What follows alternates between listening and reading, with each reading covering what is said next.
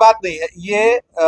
जो घटना हुई है उसमें हत्या का कांड दर्ज किया गया है, नामित भी है, वहां पर उपस्थित है। और जो दोनों तरफ से जो झड़प हो रहा है, बलवा हो रहा है, मारपीट की घटना हो रही है, पत्थरबाजी हो रही है, तो ये एक तरह से दंगा का सिचुएशन है, जिसको हम लोग कानून के तौर पे राइट कहते हैं। तो राइट में कॉमन जिम्मेवारी होती है, कॉमन ऑब्जेक्ट, सामान्य उद्देश्य, मतलब लड़ाई झगड़ा सामान्य उद्देश्य से हो रहा है। इसमें कौन क्या कर रहा है वो मायने नहीं रखता है। जो पहले आईपीसी की धारा 147, 148, 149 होती है, उसमें कॉमन ऑब्जेक्ट के लिए यदि कोई भी काम कर रहा है, उसमें स्थिर भी यदि है, मजमा में आप पार्ट भी ले लिए, खड़ा भी हो गए, तो आप पर जिम्मेवारी बनती है। तो एक सामूहिक जिम्मेवारी है। इसको ध्यान में रखते हुए अभी गिरफ्तारी हुई है, जो प्रथम दृष्टया जो साक्ष्य मिले हैं, और बाकी जो साक्ष्य आएंगे उसके आधार पर इसमें आगे की कार्रवाई की जाएगी। हालात सही हैं और इस परिप्रेक्ष्य में कुल 80 से अधिक लोगों की गिरफ्तारियां की गई है। हालात सभी प्रकार की कार्रवाइयां की जा रही है, गिरफ्तारियां की जा रही है। वहां पे बलों की प्रतिनियुक्ति की गई है, पेट्रोलिंग चल रही है। 2 डीएसपी जो हटे थे उनकी जगह पे रात्रि के दौरान ही दोनों को योगदान कराया गया। दोनों डीएसपी अपने अपने पोजीशन में आ गए हैं, एसईओ भी ज्वाइन कर लिए होंगे। तो पदाधिकारियों की, नए पदाधिकारियों की पदस्थापना कर दी गई है। और वहां पर अभी जो भी हालात इस घटना के बाद तनावपूर्ण हुए थे, उसको तनाव को समित करने का, कंटेन करने का पूरा प्रयास किया जा रहा है। आगे इन्हें न्यायिक हिरासत में भेजा जाएगा। और जैसा कि आप देख रहे हैं कि इस घटना में कोई ऐसा ब्लाइंड केस नहीं है कि इनसे पूछताछ की जा रही है। घटना के संबंध में रात से ही पूछताछ की जा रही है पटना पुलिस के द्वारा।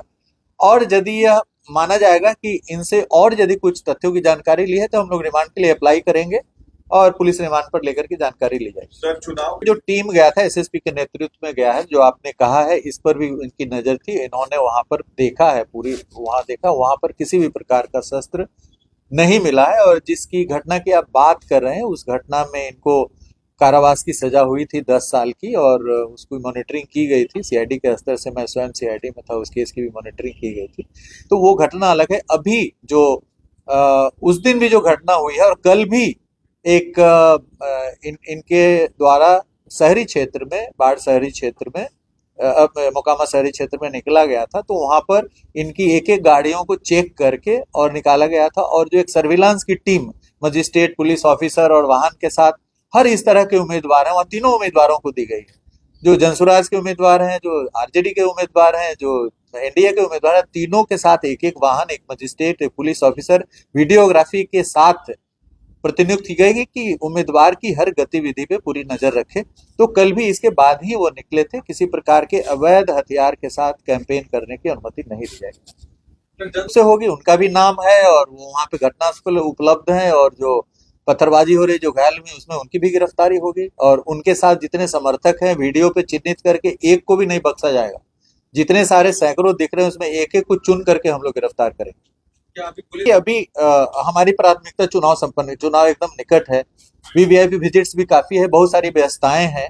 तो गिरफ्तारी जो है, वो जो साक्ष्य है वो नहीं विलुप्त होने वाला है। तो उन साक्ष्य के आधार पे अभी हमारी सीआईडी भी संकलन कर रही है, सबकी पहचान हो रही है। वीडियो के आधार पे हम लोग पहचान कर रहे हैं, सबकी पहचान हो जाएगी। उसके बाद पहचान स्थापित होने के बाद सभी की एक एक करके गिरफ्तारी होगी। हम किसी को बख्शने वाले नहीं।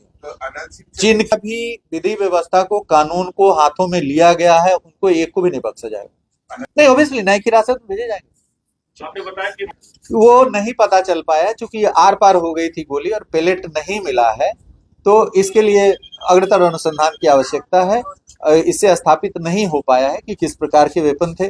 फॉरेंसिक टीम भी गई है, तो वो पोस्टमार्टम के जो चिकित्सीय बोर्ड के डॉक्टर्स हैं वो, और फॉरेंसिक टीम कुछ अपना उस पर मंतव्य देगी कि किस प्रकार के हथियार से उस प्रकार के जख्म कारित हो सकते हैं। उस मंतव्य भी अपेक्षित है।